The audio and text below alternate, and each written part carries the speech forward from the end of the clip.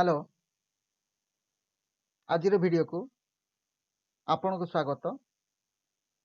आजिर video रे आमे plus two द्वितीय वर्ष एमआईएल ओडिया रो एक पद्य तपस्विनी पत्र विषय रु एक दीर्घ उत्तरमूलक प्रश्नर आलोचना करिया। प्रश्नटी होची तपस्विनी पत्र कवितार सारमर्म लेख। प्रथम देखिबा कवि परिचय। ओडिया साहित्यर अनन्य साधारण कवि हेले गंगाधर मेहेर। से प्रकृति कवि और स्वभाव कवि भाव परिचित। प्रकृति कवि स्वभाव कवि भाव सुपरिचित। दारिद्र्य निपीड़ित जीवन रे से वाणी आराधना रे निजको नियोजित करी निजको महिमान्वित करथिले। शिक्षागत योग्यता मात्र पंचम श्रेणी पर्यंत थिले। मात्र पंचम श्रेणी पर्यंत थिले भी निजर निष्ठा और अध्यवसाय बलरे से बलिष्ठ काव्य कविता रचयिता भाव निजको प्रतिष्ठित करि पारिथिले। तांकर काव्य कविता प्राचीन परंपरार होइथिले मध्य सेथिरे आधुनिकतार स्वर और स्वाक्षर बारी होई पड़िथिला। यह व्यतीत से प्रकृति चित्रणर थिले अपूर्व रूपकार। फलरे तांकर प्रकृति थिला जीवंत और अपरूप सभा विमंडित। से बही प्रकृति सहित अंत प्रकृतिर करिथिले मनज्ञ समन्वय। पुनश्च मातृभूमि और मातृभाषा प्रति अनुराग सृष्टि करिया पई से होइथिले सतत प्रयासी। से लिखिथिले मातृभूमि मातृभाषार ममता जा हृदय जनमी नाही ताकू जदि ज्ञानी गणरे गणिबा अज्ञान रहिबे काहीं। स्वभाव कवि गंगाधर मेहेर 1862 मसीहा श्रावण पूर्णिमा रे संबलपुरर बरपाली ठारे भूमिष्ठ होइथिले एवं तिरोहित होइथिले 1924 मसीहा चैत्र अमावास्या रे। कवि जीवनर प्रारंभ रे प्राचीन रीति रे लिखिथिले रसरत्नाकर काव्य। परवर्ती समय रे से रचना करिथिले अहल्या स्तव, इंदुमती, उत्कल लक्ष्मी, अयोध्या दृश्य, कीचकवध, प्रणयवल्लरी, तपस्विनी, पद्मिनी, अर्घ्यथाली, कविता कल्लोळ। वर्तमान देखिबा तपस्विनी पत्र कवितार विषय वस्तु। आलोच्य कविता तपस्विनी पत्र स्वभाव कवि गंगाधर मेहेरंकर कौनसी स्वतंत्र कविता नुहे। यह कविंकर सर्वश्रेष्ठ साहित्य कृति तपस्विनी काव्यर एकादश स्वर्गर अंश विशेष। एथिरे कवि अयोध्यार राजबधू तथा राम हृदय ज्योत्स्ना सती सीता को तपस्विनी भाव चित्रण करिसंती। तपस्विनी सीता जेतेबेले सुनिया को पाइचंती रामचंद्र अयोध्या रे यज्ञ कराउचंती ସେତେବେଳେ ତାଙ୍କ ମନରେ ରାମଚନ୍ଦ୍ରଙ୍କ ପ୍ରତି ଆସିଛି ସନ୍ଦେହ ଭାବ। କାରଣ ସେ ଜାଣିଛନ୍ତି ପତ୍ନୀ ବିନା ଯଜ୍ଞ କାର୍ଯ୍ୟ ସମ୍ଭବ ନୁହେଁ। ତେଣୁ ରାମଚନ୍ଦ୍ର ନିଶ୍ଚୟ ଦ୍ୱିତୀୟ ପତ୍ନୀ ଗ୍ରହଣ କରିଛନ୍ତି। ସେଇ ଦ୍ୱିତୀୟ ପତ୍ନୀ କେଉଁ ତପସ୍ୟା ଆଚରଣ କରି ଏବଂ କେଉଁ ମନ୍ତ୍ର ଜପି ଏଭଳି ସୌଭାଗ୍ୟର ଅଧିକାରୀ ହୋଇଛି ତାହା ଜାଣିବାକୁ ଚାହିଁଛନ୍ତି। ସେଥିପାଇଁ ସେ ରାମଚନ୍ଦ୍ରଙ୍କ ନିକଟକୁ ଏକ ବିନୟ ପତ୍ର ଲେଖିଛନ୍ତି।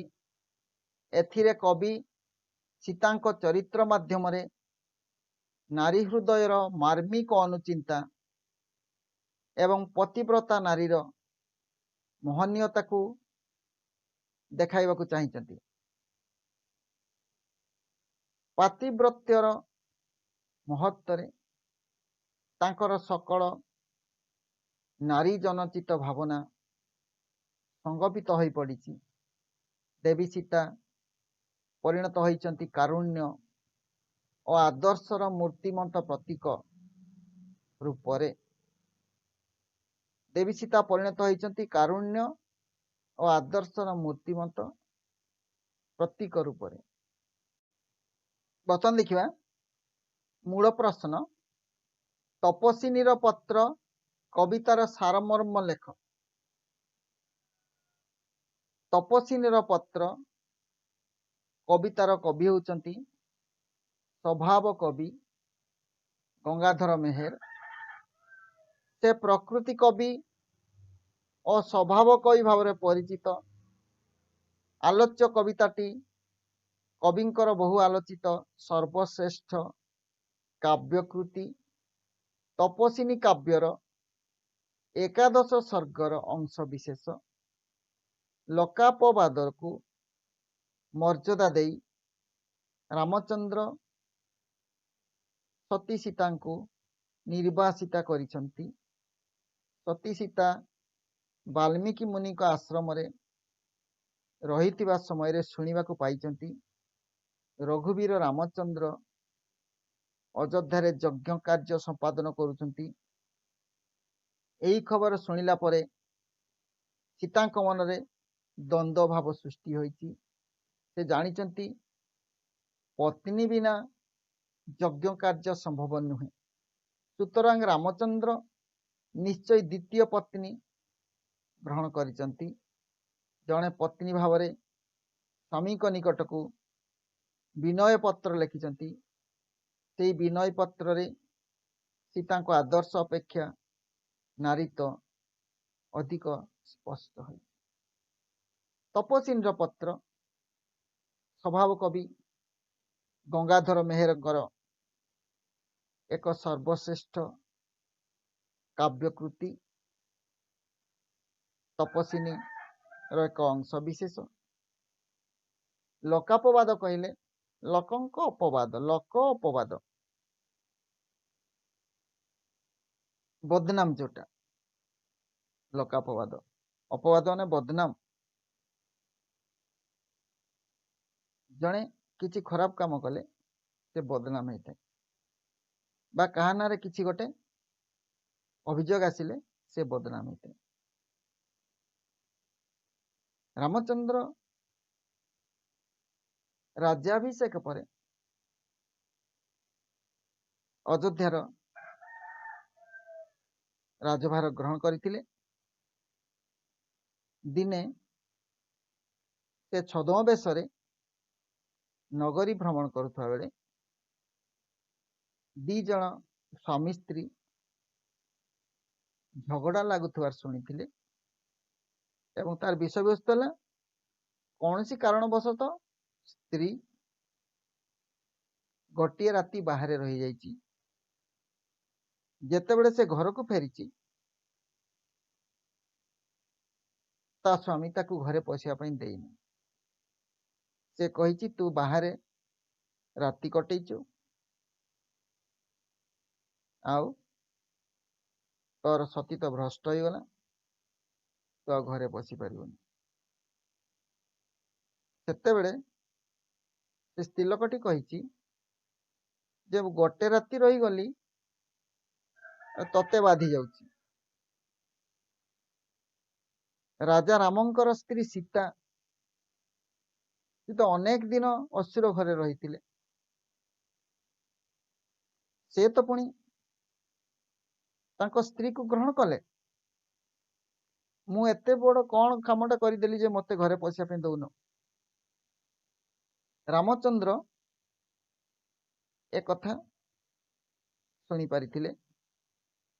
ମନରେ ଚିନ୍ତା କଲେ ଆଜି ଗୋଟିଏ ଲୋକ ଏଇ ଟାଇପର ବଦନାମ କରୁଛି ମାନେ ରାଜ୍ୟ ସାରା ଲୋକ ମାନେ ମଧ୍ୟ ଏଇ ଟାଇପର ଆଲୋଚନା କରୁଥିବେ ଏବଂ ଏଇଟି ଏକ ବଦନାମର କଥା, ମର୍ଯ୍ୟାଦା ହାନିର କଥା। ତେଣୁ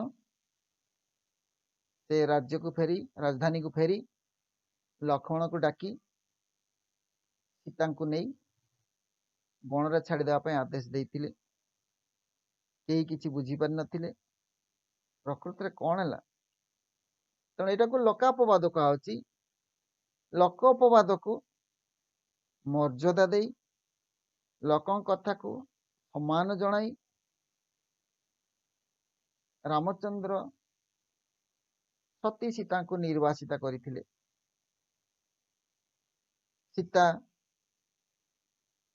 ବାଲ୍ମୀକି ମୁନିଙ୍କ ଆଶ୍ରମରେ ରହିଥିବା ସମୟରେ ଶୁଣିବାକୁ ପାଇଛନ୍ତି ସୀତା ଯାଇକି ବାଲ୍ମୀକି ଋଷିଙ୍କ ଆଶ୍ରମରେ ରହିଛନ୍ତି ଏବଂ ସେତେବେଳେ ଶୁଣିବା ପାଇଁ ପାଇଛନ୍ତି ରଘୁବୀର ରାମଚନ୍ଦ୍ର। ରଘୁବୀର ମାନେ କଣ? ରାମଚନ୍ଦ୍ରଙ୍କୁ ରଘୁବୀର କୁହାଯାଏ। ରଘୁବଂଶ, ରାମଚନ୍ଦ୍ରଙ୍କର ବଂଶ ହେଉଛି ରଘୁବଂଶ। ରାଜା ରଘୁଙ୍କ ପରେ ପରେ ଦଶରଥ ରାମଚନ୍ଦ୍ର ସବୁ ଜନ୍ମ ହୋଇଥିଲେ। ତେଣୁ ରଘୁକୁଳ ଶ୍ରେଷ୍ଠ କୁହାଯାଏ, ରଘୁବଂଶ କୁହାଯାଏ। ରାମଚନ୍ଦ୍ରଙ୍କୁ ରଘୁବୀର କୁହାଯାଏ। ସେଥିପାଇଁ ରଘୁବଂଶର ଜଣେ ବୀର ପୁରୁଷ କୁହାଯାଇଛି। ରଘୁବୀର ରାମଚନ୍ଦ୍ର ଅଯୋଧ୍ୟାରେ ଯଜ୍ଞ କାର୍ଯ୍ୟ ସମ୍ପାଦନ କରୁଛନ୍ତି। ସତୀ ସୀତା ବାଲ୍ମୀକି ମୁନିଙ୍କ ଆଶ୍ରମରେ ରହିଛନ୍ତି। ଏହି ସମୟରେ କିଛି ଦିନ ପରେ ଶୁଣିବା ପାଇଁ ପାଇଛନ୍ତି ଯେ ରାମଚନ୍ଦ୍ର ଯଜ୍ଞ କରାଉଛନ୍ତି, ଯଜ୍ଞ କାର୍ଯ୍ୟ ସମ୍ପାଦନ କରୁଛନ୍ତି। ଏହି ଖବର ଶୁଣିବା ପରେ ସୀତାଙ୍କ ମନରେ ଦ୍ୱନ୍ଦ୍ୱ ସୃଷ୍ଟି ହୋଇଛି। ସେ ତ ବାହାରେ ରହିଲେ, ଯଜ୍ଞ କାର୍ଯ୍ୟ କରିବା ପାଇଁ ନିଜର ପତ୍ନୀ ବିନା ଏ କାର୍ଯ୍ୟ କେବେ ସମ୍ଭବ ନୁହେଁ। ଜଣେ ବ୍ୟକ୍ତି ଏକା ଏକା କେବେ ହେଲେ ଯଜ୍ଞ କାର୍ଯ୍ୟ କରେ ନାହିଁ, ସାଙ୍ଗରେ ପତ୍ନୀ ରହିବା ଦରକାର। ତେଣୁ ଯଜ୍ଞ କାର୍ଯ୍ୟ କରୁଛନ୍ତି ମାନେ ତାଙ୍କ ପାଖରେ ନିହାତି ପତ୍ନୀଟେ ଥିବ। ତେଣୁ ସେ ଭାବିଲେ ରାମଚନ୍ଦ୍ର ନିହାତି ଦ୍ୱିତୀୟ ପତ୍ନୀ ଗ୍ରହଣ କରିଛନ୍ତି। ତାଙ୍କ ମନରେ ସନ୍ଦେହ ଜାତ ହେଇଛି। ରାମଚନ୍ଦ୍ର ଥିଲେ ଏକ ପତ୍ନୀ ବ୍ରତ। ପ୍ରକୃତରେ ରାମଚନ୍ଦ୍ର ଦ୍ୱିତୀୟ ପତ୍ନୀ ଗ୍ରହଣ କରିନଥିଲେ। ସେ ସୁନାର ଏକ ସୀତାଙ୍କ ମୂର୍ତ୍ତି ତିଆରି କରିଥିଲେ ଯଜ୍ଞ ସ୍ଥଳରେ ସ୍ଥାପନ କରିବା ପାଇଁ। ରାମଚନ୍ଦ୍ର ଦ୍ୱିତୀୟ ପତ୍ନୀ ଗ୍ରହଣ, ଏଠାରେ କବି ସୀତାଙ୍କୁ ଏକ ସାଧାରଣ ନାରୀ ପରି ବର୍ଣ୍ଣନା କରିଛନ୍ତି। ଜଣେ ସାଧାରଣ ନାରୀଟି କଣ ଚିନ୍ତା କରେ ନିଜ ସ୍ୱାମୀଙ୍କ ବିଷୟରେ, ତା ମନରେ କଣ ସନ୍ଦେହ ହୁଏ, ଯଦି ବିନା ସ୍ତ୍ରୀରେ ଜଣେ ଯଜ୍ଞ କରୁଛି କେମିତି କରୁଛି। ତେଣୁ ନିହାତି ଦ୍ୱିତୀୟ ପତ୍ନୀ ସେ ଗ୍ରହଣ କରିଛନ୍ତି। ଜଣେ ପତ୍ନୀ ଭାବରେ ସ୍ୱାମୀଙ୍କ ନିକଟକୁ ସେ ବିନୟ ପତ୍ର ଲେଖିଛନ୍ତି। ବିନୟ ପତ୍ର ମାନେ ଅନୁନୟ ବିନୟ ହେଇଛନ୍ତି ଯେ ମତେ କେତୋଟି ପ୍ରଶ୍ନର ଉତ୍ତର ଦିଅନ୍ତୁ। ସ୍ୱାମୀ ରାମଚନ୍ଦ୍ର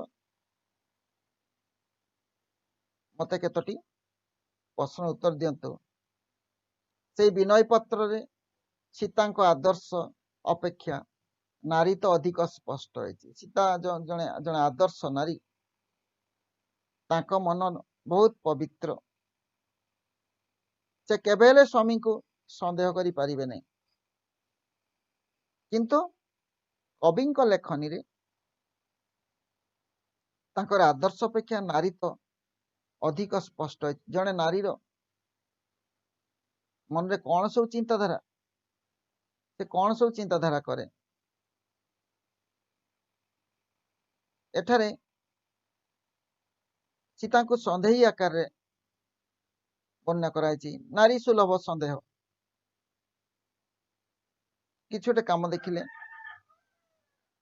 नारी मन रे हठात संदेह सृष्टि होता है एटा को नारी सुलभ बा नारीत्व कह नारी सुलभ संदेह जड़े साधारण नारी परी सीता को से चित्रण कर रामचंद्र बोधे द्वितीय पत्नी ग्रहण कर गोटे बाहाई बोधे नुआ स्त्री बाहाई तेणु तपस्या आरंभ कर गंगाधर मेहर सीता माध्यम रामचंद्र महनीयता प्रमाण कर रामचंद्र केते महान से कथा को सीता आगे पत्र माध्यम लिखिंट जणाई रामचंद्र महनीयता से प्रतिफलित होती फल सीता पत्र आरंभ रामचंद्र को शरण वत्सल ध्वज रिपु ध्वजाकुश दुखगिरी वज्र भाव संबोधन करी निजर भक्तिपूत प्रणाम जणाई सीता लिखिंट यज्ञर नियम अनुसार रामचंद्र यज्ञ रे बसी समय ताको बाम पार्श्व नववधू उपवेशन करिथिबे सही नववधू को संतुष्ट करने रामचंद्र सद्गुण बढ़ी जाइथिबो सीता भल भाव जानी रामचंद्र तापसों प्रति कौन सी द्रव्य अदेय न थाए जेहेतु से जने तपस्विनी से रामचंद्र निश्चय तांकर मनोकामना परिपूर्ण करिवे से राजा रामचंद्र को अनुरोध करिसंती से जो द्वितीय पत्नी ग्रहण करिसंती सेही पत्नी केउठारे केते काल केउ मंत्र जप करिथिबारु रामचंद्र को पति रूपे पाइबार सौभाग्य अर्जन करिसंती तांकु सेही मंत्र तपर विधि जणाई देबाकू रामचंद्र निकट में से निवेदन करचंती ताहले देवी सीता तांको पत्र रे रामचंद्र को शरण वत्सल ध्वज बोली कहिचंती शरण वत्सल माने कौन शरण वत्सल माने जे शरणागत को निजर संतान परि स्नेह प्रदान करती रामचंद्र तांकर शरणागत को संतान परि व्यवहार करुथिले तेणु सीता तांको शरण वत्सल कहिचंती एवं कहिचंती शरण वत्सल ध्वज ध्वज माने कौन पताका शरण वत्सल ध्वज माने शरण वत्सलता जार पताका जे शरण वत्सलता रूपक पताका उड़ाती जड़े राज्यटे जय कला परे निजर पताकाटे से उड़े दौला आगे पुरातन काल रे जो राजा राज्य जय करुले से जेते जाए जय करते से जगार पताकाटे उड़े दौले से जगार स्मृति टी गढ़ी दौले किंबा विजय स्तंभ तैयारी करथिले अर्थात सेतिकी जाए तार सीमा एवं जेते प्रजा से अंचल रोचंती सेमानकर रक्षा करता हेले सीए तांको से रक्षा करिवे पताकाटी उड़े देले जे एई पताका एठी उड़िला एतकी जाए केही प्रवेश करि परिबे नै एरिया रे जो माने रोचंती से माने मोर शरणागत सेमानकर रक्षा समस्त दायित्व आज पाखु मोर ताले रामचंद्र को शरण बत्सल ध्वज से शरण रक्षा कला शरण बत्सलता रूपक पताका उड़ाती पताका से उड़ुची नाम प्रचार होची शरणार्थी को रक्षा करती बोली शरण बत्सल बोली ना रही पुणी कहले रिपु ध्वजांकुश रिपु माने कौन शत्रु रिपु माने शत्रु आउ गज माने हाथी ताले गजांकुश माने जेउ अंकुश रे गज को आयत्त करिवे ताले रिपु गजांकुश सॉरी एठी टिके स्पेलिंग भूल अछि रिपु गजांकुश होबो सेटा गजांकुश अर्थात शत्रु रूपक गजर अंकुश परि शत्रु रूपक गजर अंकुश परि हाथी को अंकुश साहाय्य आयत्त करा जाए आगे गाँ गाँ हाथी सब माहुत मैंने बुलाऊले गोटे गुजिया तीर भाया तीर परी बाड़ीटे धरी था बाड़ी अग्रे गोटे मुनिया जिनस थाए से मुनिया रे हाथीर जो अंश बेसी कष्ट है से अंश टिके अंकुश टाणी दिखती से हाथी को कंट्रोल करती तेणु कहा गजांकुश जो अंकुश गज को आयत्त करेंगे हाथी को घोड़ा को केमती आयत्त करे घोड़ा को लगाम द्वारा हाथी को अंकुश द्वारा अंकुश गोटे बाड़ी अगरे लुहार गोटे कंटा भाया लगी से कंटार हाथी को टाणी दिखती से कान पाखे हाथीर कान बहुत सेंसिटिव कान टिके छुईदे सी रागिज कि कंट्रोल हो तेणु ताकू कहला रिपु गजांकुश आउटला दुखगिरी वज्र भाव दुखगिरी वज्र माने दुख रूपक पर्वतर वज्र परी कौन दुख रूपक पर्वतर वज्र परी दुखगिरी वज्र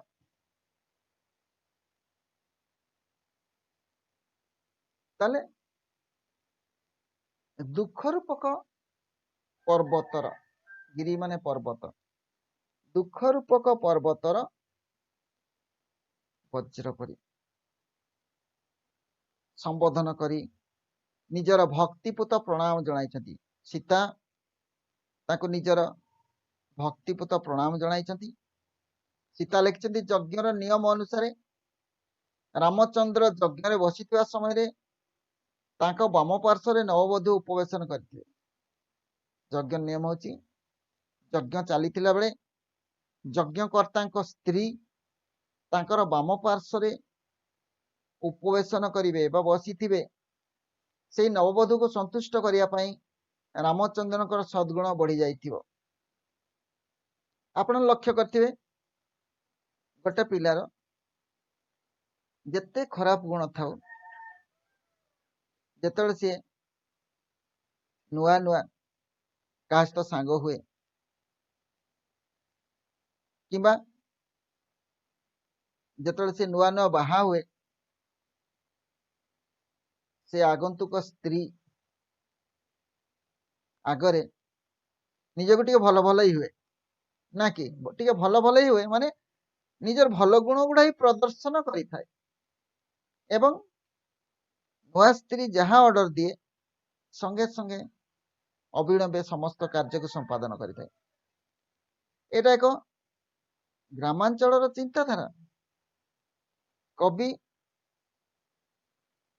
ग्रामांचल बिलंग्स करती तेणु यही टाइप होतो बोली से कहते से नववधू को संतुष्ट करने रामचंद्र सद्गुण बढ़ी जाइथिबो समस्त सद्गुण बढ़ी जाइथिबो जे नुआ स्त्री आगे समस्ते टिके निजर भल गुण प्रकाश करने चाहती कहीं जड़े अपरिचिता स्त्री अपरिचिता झीटीए प्रथम थर पर आसी घर को तेणु स्वामी ताको टिके भल ट्रिटमेंट करिवो भल व्यवहार करिवो सेई नववधू को संतुष्ट करिया पई रामचंद्र सद्गुण बढ़ी जाइतिबो ताले रामचंद्र सद्गुण बढ़ी जाइतिबो सीता भल भाव जानी रामचंद्र तापसों प्रति कौन सी द्रव्य अदेय न थाए अदेय माने नदेवा भली किछि न थाए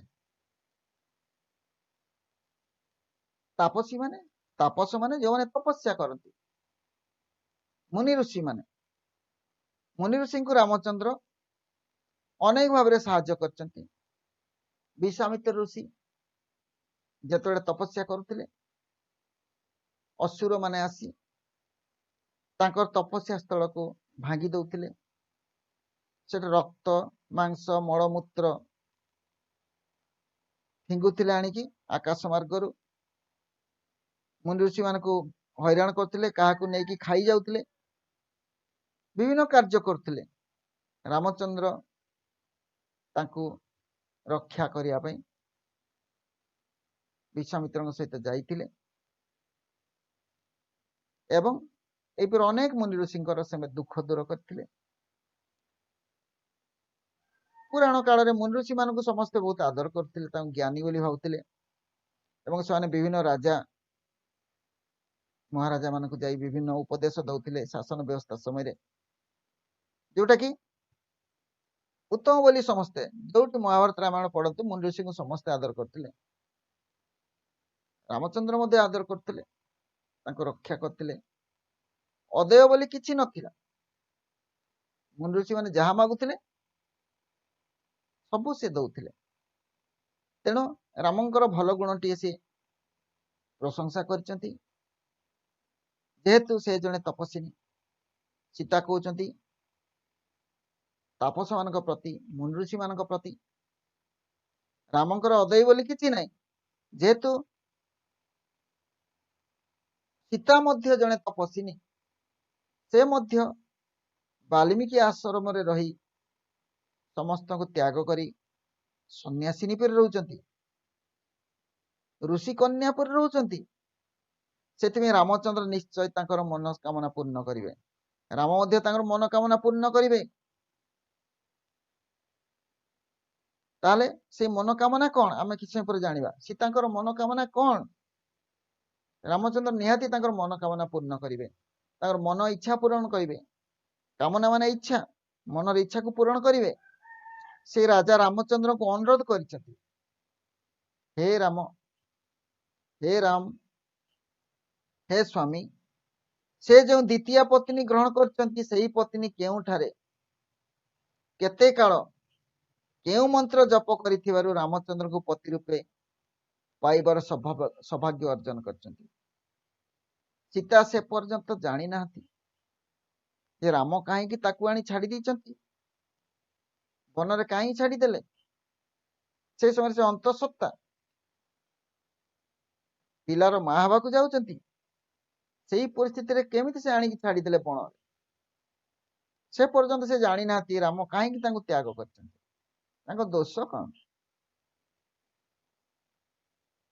रामचंद्र को से अनुरोध करचंती से जो द्वितीय पत्नी ग्रहण करिचंती नले से तपस्या केमती करचंती निहाती द्वितीय पत्नी ग्रहण करचंती तेणु सिना से तपस्या करचंती जो द्वितीय पत्नी से ग्रहण करचंती सेही पत्नी केउठारे केते काल केउ मंत्र जप करी ताले जो द्वितीय पत्नी से निहाती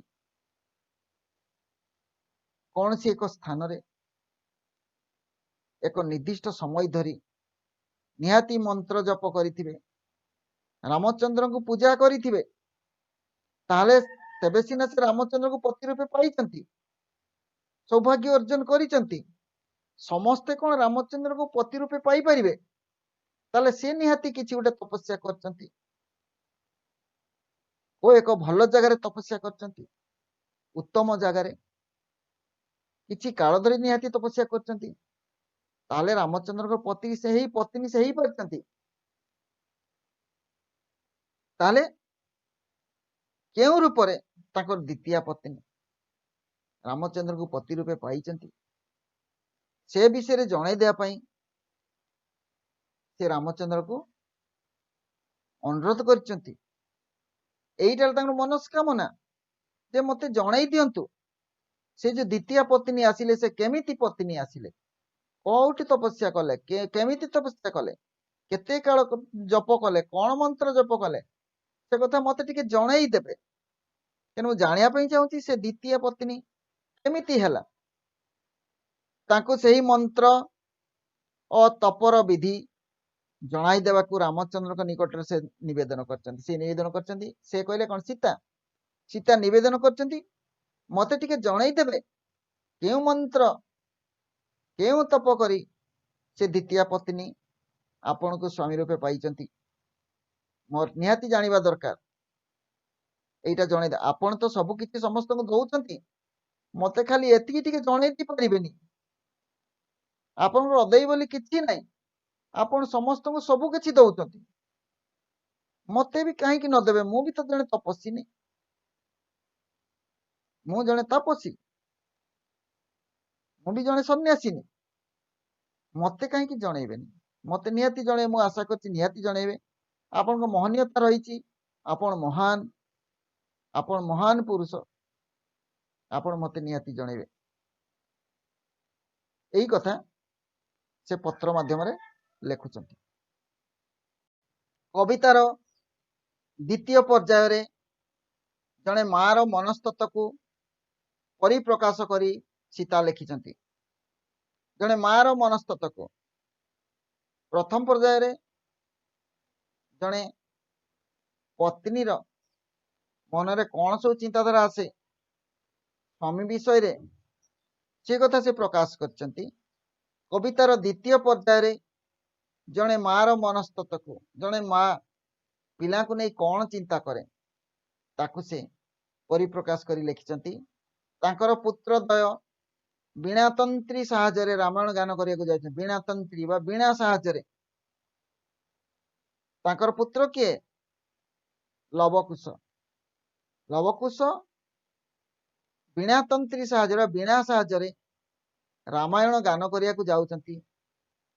ସେମାନଙ୍କ ଭାଗ୍ୟରେ ପିତୃକଳ ଆରୋହଣ କରିବାର ସୌଭାଗ୍ୟ ନାହିଁ।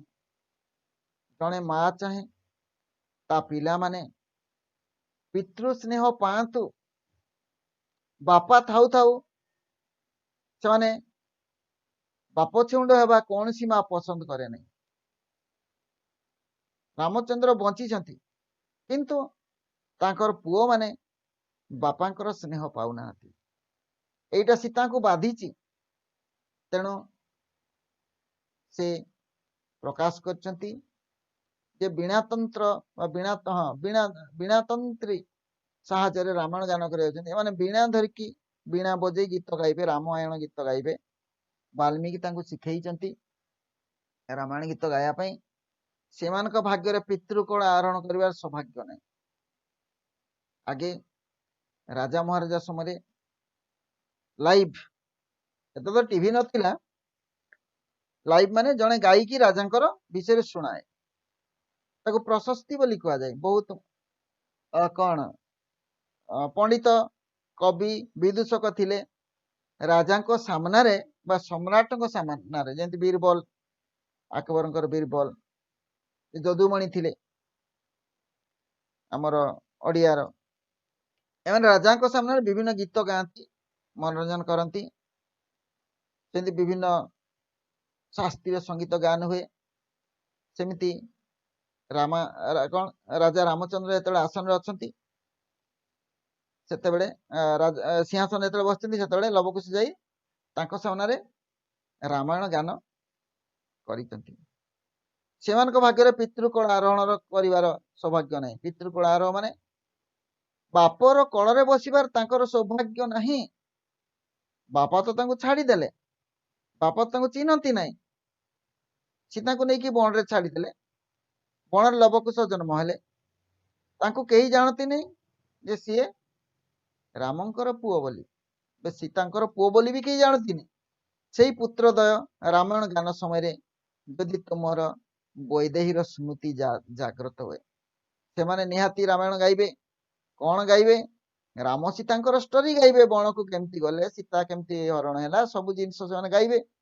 सेई पुत्रद्वय रामायण गान समय जदि तुमर वैदेहीर स्मृति जाग्रत हुए, वैदेही किए रे विदेहर राजकुमारी हेले सीता, ताको वैदेही कहुए। तेणु से पुत्रद्वय रामायण गान समय जदि तुमर वैदेहीर स्मृति जाग्रत हुए, वैदेहीर कथा मन पड़े माने सीता ये वैदेही माने कौन सीता विदेहर राजकुमारी तेणु वैदेही कह जाए।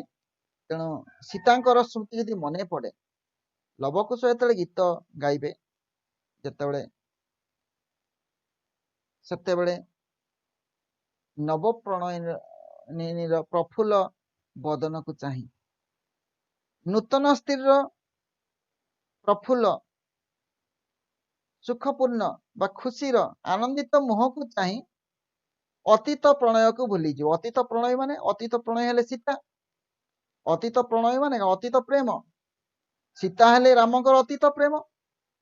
तेणु से कहते नुआ स्त्री को नुआ स्त्री हस हस मुह को चाहिए जितेबले लवकुश जितेबले पिला माने गीत गाइबे रामायण गीत गाइबे रामायण बोलिबे सीता कथा निहाती पड़िबो से रामकर मन पड़िबो पुराणा प्रेम कथा पुराणा अतीत कथा सीता कथा मन पड़िबो सेतेबेले ए नूतन स्त्री मुह को चाही हस हस मुह को चाही से जेमती अतीत कथा को भूली जाती यही कथा से कहते पुराणा कथा मन पकई कहीं से दुख करेंगे एक कथा सीता कहवाई चाहती मते मन पकईवा दरकार नहीं पुराणा कथा मन पकई कहीं दुख करेंगे नुआ स्त्री आसला नहीं कि सुख रु लतकात्कृत भाव पत्र लेखुता बेले लेखु लेखु सीता आखिर लुह झरी जाइए आउ लवकुश ठीक से पहुंची आसछंती माँ को पाखक से पत्र लेखा को आगे नहीं नथिले तापर से चिठी लेखा बंद कर दी आ चिठी लेखि पार ना ताले से चिठी लेखुले अधारे रहीगले एमती अनेक जिनस हुए बहुत लोक चिठी लेखिकी क्या देवाई चाहता दे पारती मन रे बर्तमान तो चिठी जुग सरीगला जहाँ कहते मेसेज नहीं मेसेज रे अकुआ कथा भी कही दौरान मेसेज साहाଯ୍य तेणु सीता निकट में पहुंची जीवारु से पत्र लेखा को आगे नहीं नथिले आउ चिठी लिखि पारले नहीं कवितारे कवि सीता चरित्र महत्व देखाइबा कवितारे कवि सीता चरित्र महत्व देखाइबा सहित निजर अपूर्व काव्यिक भाव को सूचाई अछंती ताले सीता चरित्र को खूब सुंदर भाव चित्रण करचंती चरित्र महत्व मुखाणी आउ निजर अपूर्व काव्यिक भाव को जागृत करचंती खूब सुंदर रही। आज एतिकी जदि वीडियोटी पसंद लगिला निश्चय लाइक करिवे एवं आजिर पाठ केमती लगिला कमेंट्स माध्यम रे जणाइबे जो माने नुआ करी देखुचंती ए वीडियो आज फर्स्ट टाइम देखुचंती से माने जदि भलो लगिला चैनल को सब्सक्राइब करिवे एवं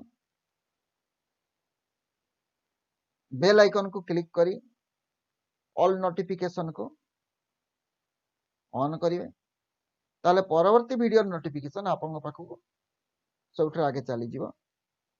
धन्यवाद। जोटी थांतु भलर थांतु सुखर रहंतु आपनकर एक उज्जवल भविष्य कामना कर रहूची। Thanks for watching.